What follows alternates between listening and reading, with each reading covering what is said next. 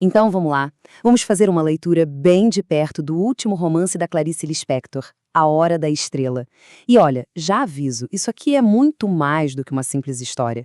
É, na verdade, uma reflexão profunda sobre o que é escrever, sobre a própria existência e tudo isso através da vida de uma mulher. Uma mulher tão apagada, tão esquecida, que ela mesma nem parece saber que existe. É um livro, no fundo, sobre essa tarefa quase impossível, né? De dar voz a quem vive no mais completo silêncio. O livro já abre com uma frase que, nossa, define o tom de tudo. Tudo no mundo começou com um sim. É incrível. Com essas poucas palavras, a Clarice já está a dizer para a gente, olha, isto não é só sobre uma datilógrafa, ok? Não, nós estamos aqui a confrontar as origens da vida, o próprio ato de criar. É como se fosse a fundação filosófica para tudo o que vem a seguir. E quem é que nos guia nesta jornada? Uma figura fascinante, o narrador, um tal de Rodrigo S.M. Mas ele não é um mero contador de histórias, não. Pelo contrário, ele é um criador atormentado que está ali a lutar com a própria escrita. E o mais curioso é isso. O livro não começa com a protagonista. Não, começa com a crise existencial do autor dela. E essa citação aqui, ela revela tudo sobre a motivação dele. O Rodrigo não escreve por prazer, nem porque é a profissão dele. Ele escreve por uma necessidade quase visceral, sabe? É o jeito que ele tem para lidar com as grandes perguntas que não têm resposta. E aí que a história da Macabeia entra. Ela acaba por se tornar um veículo para essa busca desesperada dele por algum sentido. E aqui, pronto, fica claríssimo o abismo que existe entre o criador e a sua criatura. Pensa bem, de um lado temos o narrador, todo sofisticado, que diz que escreve com o corpo. Do outro, a Macabeia, que ele mesmo define como incompetente para a vida. É pesado. Isso joga-nos na cara a grande questão do livro, né? Como é que um ser tão complexo consegue retratar, com alguma verdade, uma vida tão, mas tão radicalmente simples? Esse é o grande dilema ético dele. O Rodrigo tem pavor de que a sua habilidade com as palavras, a sua literatura, acabe por enfeitar demais a realidade crua da Macabeia. Ele tem medo de transformar o pão dela em ouro, um ouro que ela, claro, não pode comer. Ele percebe que para ser fiel a ela, ele precisa de encontrar uma linguagem diferente, uma linguagem quase primitiva. Ok, então, depois de mergulharmos nessa angústia toda do Criador, finalmente conhecemos a sua criatura. Macabeia. Quem é ela? É uma jovem datilógrafa lá do sertão de Alagoas que vive uma vida completamente anónima e miserável no meio do Rio de Janeiro. E o que é que define a Macabeia? Mas ela é quase uma tela em branco. Ela não se questiona, não se analisa, não reflete sobre nada. Ela simplesmente, nas palavras do narrador, vive à toa. É isso. Ela existe, mas é como se não tivesse consciência da sua própria existência. Então, como é que o narrador faz a gente sentir a realidade dessa vida? É genial!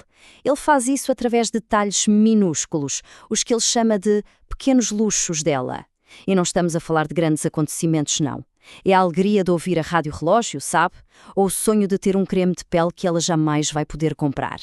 É nesses pormenores que a gente sente não só o peso da pobreza dela, mas também, e mais importante, a sua humanidade. E aí no meio disso tudo vem esta confissão, que é de cair o queixo.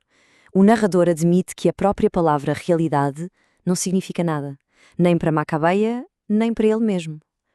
Parem para pensar um pouco nisto. Se nem o escritor nem a personagem dele entendem o que é a realidade, então que história é esta que a gente está a ler, afinal? Aí a história dá uma avançada. Entra em cena a primeira e única figura que se aproxima de um romance na vida da Macabeia, Olímpico, de Jesus. Ele também é nordestino, como ela. Só que a forma como ele lida com a pobreza é o extremo oposto da dela. Olha, a relação deles não tem nada de romance, é mais um choque de opostos. A Macabeia, ela aceita a vida de forma passiva, quase como uma planta. Já o Olímpico, pelo contrário, luta com unhas e dentes para ser outra pessoa, para mudar a sua realidade. Ambos saíram da mesma miséria, mas olham para horizontes totalmente diferentes. A comunicação entre os dois é uma comédia trágica, cheia de desencontros. É tudo resumido em diálogos que são quase absurdos, tipo, ele começa com um. E ela, tentando desesperadamente criar uma conexão, encontrar algum sentido naquilo, pergunta. E a resposta dele desmonta tudo. Eu só disse, pois é. A conversa morre ali. O namoro deles é basicamente isso, um monte de frases vazias, uma incompreensão total. Eles até partilham o mesmo banco de praça, mas, na verdade, não partilham o mesmo mundo.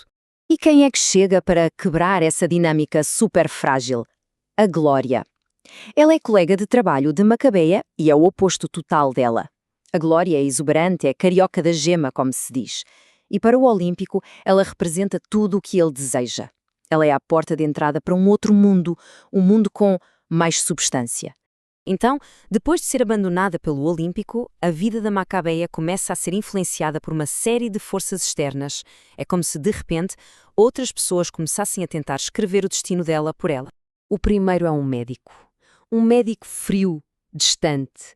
Ele dá o diagnóstico de uma doença grave com uma frieza clínica que assusta, tratando a vida dela com um desapego total. E a Macabeia, como sempre, aceita o seu destino, em silêncio. É aí que a Glória, talvez por se sentir um pouco culpada, sugere uma solução, digamos, mágica. Uma visita a uma cartomante, Madame Carlota. E esse ato, essa sugestão, prepara o grande clímax do livro, porque pela primeira vez aparece a promessa de um futuro, de um destino, algo que a Macabeia, coitada, nunca nem se atreveu a imaginar para si mesma. E é com essa promessa de um futuro que tudo se conecta, a gente volta lá para o início, para o propósito do narrador. É neste ponto que o verdadeiro significado de contar a história da Macabeia se revela por completo. Porque há o direito ao grito, e então eu grito. Uau, esta frase é a declaração de missão do narrador, não é? Contar a história da Macabeia é o grito dele, é o ato de dar uma voz, mesmo que seja a dele, a uma vida que senão passaria no mais absoluto silêncio. Para ele isto é mais do que literatura, é uma obrigação moral. E tudo isso nos leva à pergunta central, e talvez a mais assombrosa do livro. O que é, afinal de contas, a tal hora da estrela? O que significa para alguém como a Macabeia ter o seu momento de brilho? Seria a morte? Seria um instante de autoconsciência? A Clarice genialmente não dá uma resposta pronta. Ela só nos deixa a pensar, a refletir sobre o destino desta rapariga, que graças à literatura se tornou para sempre inesquecível.